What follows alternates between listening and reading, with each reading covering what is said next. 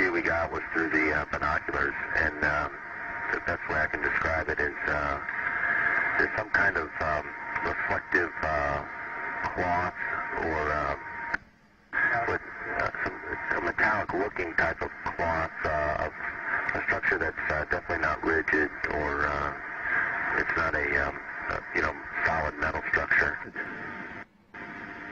It started over window 8, then quickly moved towards the nose of the orbiter,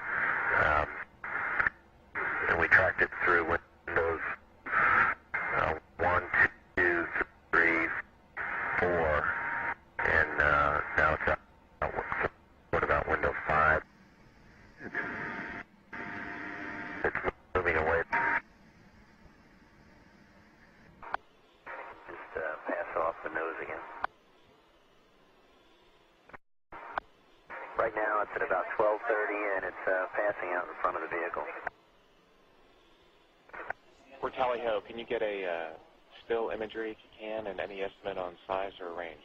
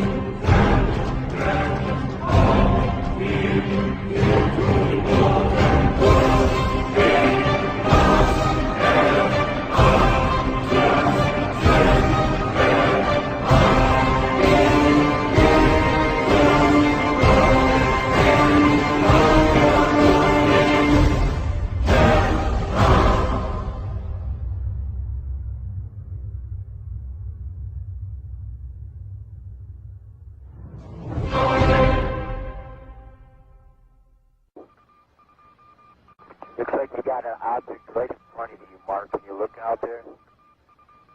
I'm not sure what you're talking about. Never mind. Are we missing something? I don't see anything.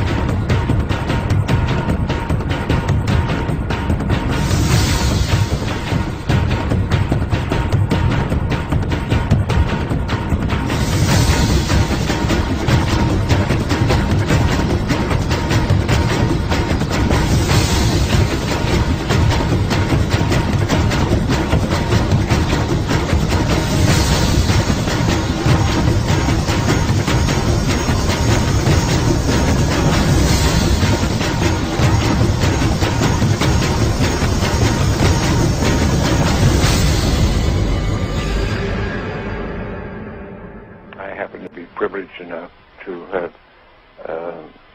been on the fact that we have been visited on this planet, and the UFO phenomenon is real, although it's been covered up by our governments for quite a long time. It is a real phenomenon, and there's quite a few of us.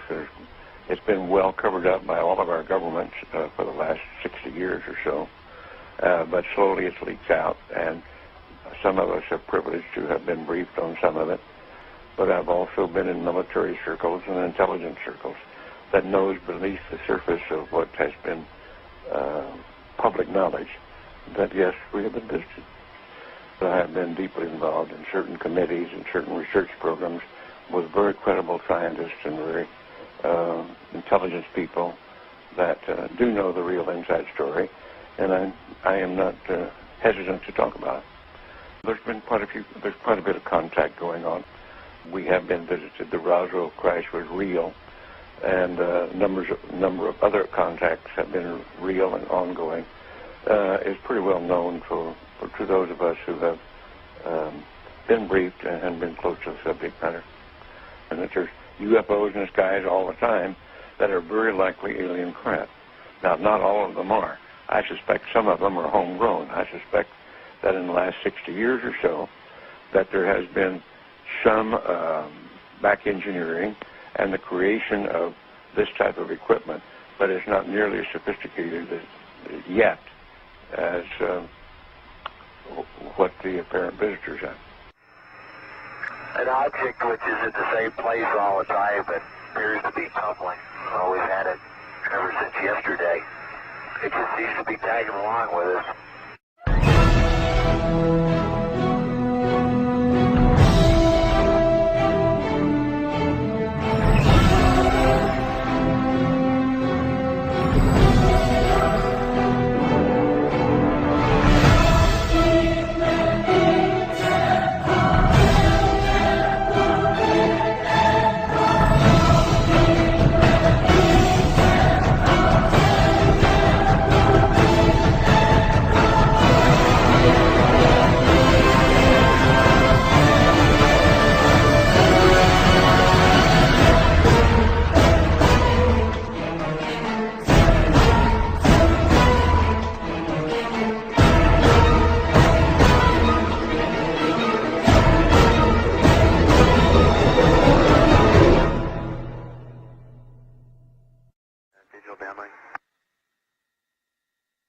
We do see that. Okay. That's looking out in front of the orbiter. Okay, we're seeing 3 or 4 objects. Can you confirm that it's just the one that's actually moving? The other ones are just reflections? No, there are 3 objects. The one you see 2 rings right there. They're the ones we kind of had the lake tally-ho on. The one down the bottom, that was the one we initially saw. Then we have an unidentified flying object.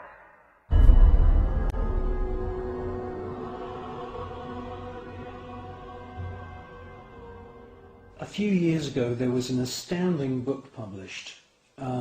It's called The Day After Roswell. And it's written by a gentleman called Philip Corso, who's now dead. He had a military career that lasted more than 20 years, and during that time he served at the White House, and then he was a senior official at the Pentagon. And in this book, which is an astounding book, he clearly says that there is a war going on in space.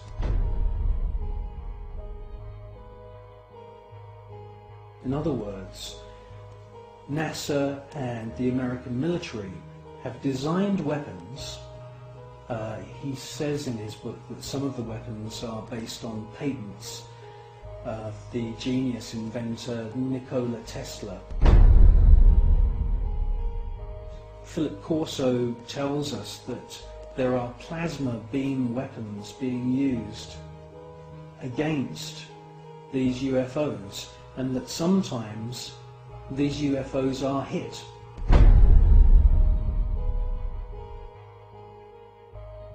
A special team then travel out to wherever it is in the world and collect the wreckage.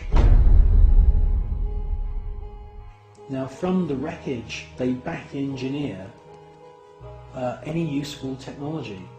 In his book he clearly states that microchips, semiconductors, fiber optics, lasers, many other new metal alloys have all been back engineered from wreckage which they've collected from UFOs which have been shot down by the American government.